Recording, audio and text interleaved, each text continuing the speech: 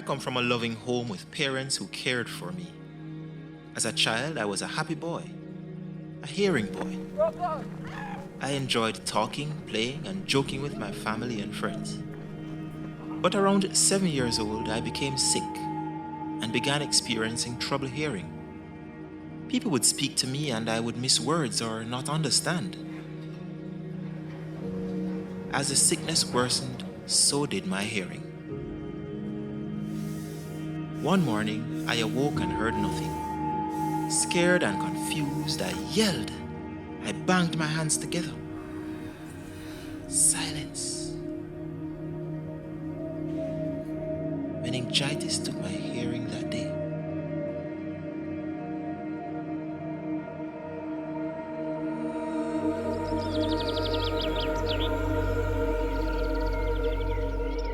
This was one of the hardest times that I can remember.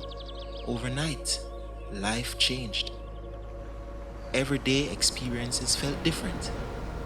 Talking with my family, I felt alone. I felt ashamed. As time passed, I was forced to confront this new path. My mother worried about me and what I was going to do for school.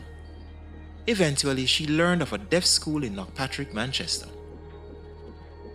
Upon entering, I saw people, all these people signing to each other. At first, I was scared. It was strange. These children could not hear, but it didn't seem to matter. They were kids, just like me, happy, joking with each other. As I watched, I was confused. But confusion became understanding, and understanding, signing, a new language. My feelings of loneliness became friendships as my fellow students and teachers welcomed me into their community, showing me Jamaican Sign Language and accepting me and my new identity, something I desperately needed. In school, I became more confident, and as I progressed, I began to learn at a rapid pace. Through what some would call a disability, I discovered a new and beautiful way to connect with the world around me. I found ways to feel my way through problems, and I learned how to fix cars. I could press my hands and head to the hood and feel through vibrations where the car had a problem. I was a natural, and I enjoyed this new gift of fixing things. Looking back, Caribbean Christian Center for the Deaf unlocked physical talents within me and opened my eyes to spiritual gifts and a new life that awaited me.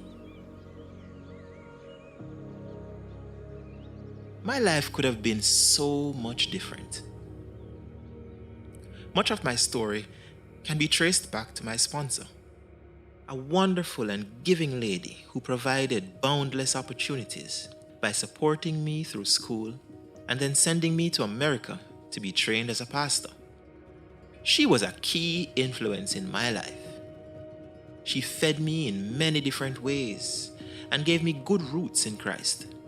If it wasn't for her, I would not be where I am today. I will never forget my path to becoming deaf, from feelings of isolation and despair to acceptance and hope. I will never forget how it felt to be overlooked and misunderstood. Dummy, they would shout. I will never forget. Because those moments drive me to show my deaf community that they don't have to live in insignificance. They do have a language, and they do matter to their family, their community, this school, and most importantly, to God. These children and adults are learning who they are in Christ through an environment where they belong. And by the grace of God, through CCCD and sponsors like you, I am one of many. And it is my pleasure to introduce to you Carlisle Gabidon, Javon Morgan, Wadia Barnes, Jamie Thomas, Sashina Briscoe, Ayonda Campbell, Paris Guthrie, Alex MacDonald, Aaliyah Edwards.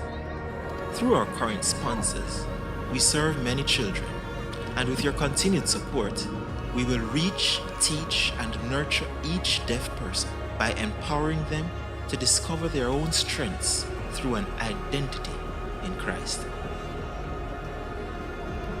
Thank you for your heart, and I hope to meet you one day. My name is Sheldon, and I can do all things through Christ who strengthens me. Yes, I am deaf, and I know through my God-given strength, I can.